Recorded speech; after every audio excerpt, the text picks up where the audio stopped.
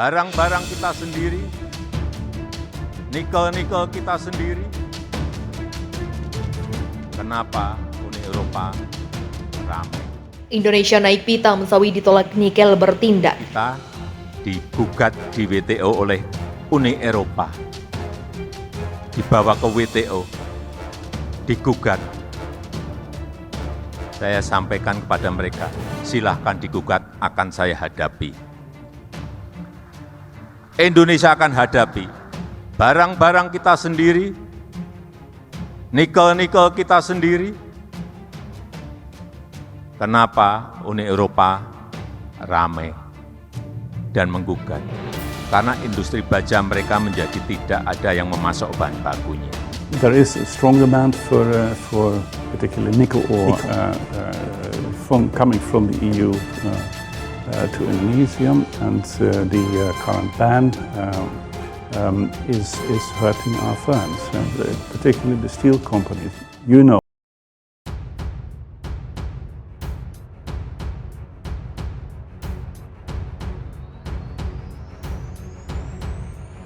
Uni Eropa menggugat Indonesia lewat Organisasi Perdagangan Dunia. Terkait larangan ekspor biji nikel mulai 1 Januari 2020 lalu, Presiden Joko Widodo mengaku tak mempermasalahkan gugatan Uni Eropa tersebut.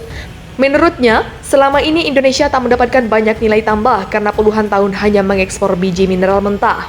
Menurutnya, alasan larangan ekspor mineral mentah sejalan dengan upaya hilirisasi agar industri pelebaran dan pemurnian smelter di dalam negeri bisa berjalan dengan nilai tambah dari mineral mentah yang diolah dalam negeri. Juga bisa menambah lapangan kerja serta memperbaiki defisit neraca berjalan. Ini tertuang dalam Peraturan Menteri ESDM Nomor 11 Tahun 2019 tentang perubahan kedua atas Peraturan Menteri ESDM Nomor 25 Tahun 2018 tentang pengusahaan pertambangan mineral dan batu bara. Barang-barang kita, nikel kita, mau ekspor mau nggak, suka-suka kita. Ya nggak, lanjut dia. Program hilirisasi tambang mineral dilakukan secara bertahap. Bahkan di masa mendatang, pemerintah juga akan melarang ekspor biji mentah lain selain nikel. Tapi Bapak Ibu harus tahu industri luar Indonesia ada yang jadi mati karena kita stop itu. Ini satu-satu nikel dulu, nanti bauksit kita stop. Kalau siap, nggak sekarang, diatur ritmenya. Jangan sampai digugat nikel, bauksit, batubara, semuanya satu-satu, ujar dia. Uni Eropa gerah dengan kebijakan larangan ekspor biji nikel. Kebijakan pembatasan impor biji mentah nikel ini dinilai tidak adil dan berimbas negatif pada industri baja Eropa. Karena terbatasnya akses terhadap biji nikel dan juga biji mineral lainnya seperti biji besi dan kromium. Sebagai informasi, Indonesia saat ini tercatat sebagai eksportir nikel terbesar kedua untuk industri baja negara-negara Uni Eropa. Nikel ekspor biji nikel, Indonesia mengalami peningkatan tajam dalam beberapa tahun terakhir. Tercatat ekspor biji nikel Indonesia naik signifikan sebesar 18% pada kuartal kedua 2019 dibandingkan dengan periode yang sama tahun 2017.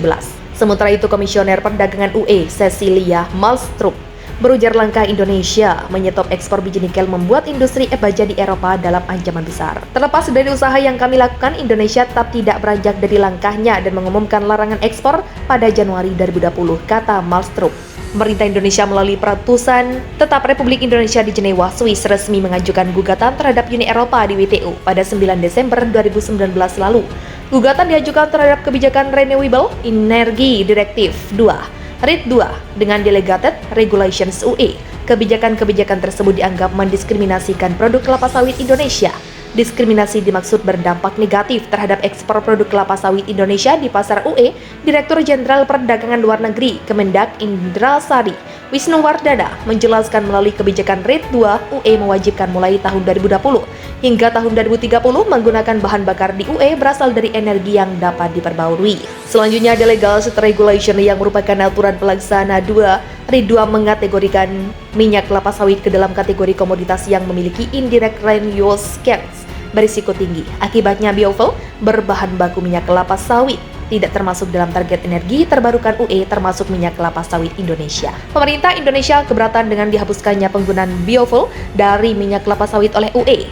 Selain akan berdampak negatif pada ekspor minyak kelapa sawit Indonesia ke UE, juga akan memberikan citra yang buruk untuk produk kelapa sawit di perdagangan global, ujar Wisnu. Data statistik BPS menunjukkan nilai ekspor minyak kelapa sawit dan biofuel garing fatty acid methyl ester Indonesia ke Uni Eropa menunjukkan tren negatif pada 5 tahun terakhir. Nilai ekspor FAM mencapai 882 juta dolar AS pada periode Januari-September 2019, atau menurun 5,58% dibandingkan periode yang sama di tahun 2018 sebesar 934 juta dolar AS.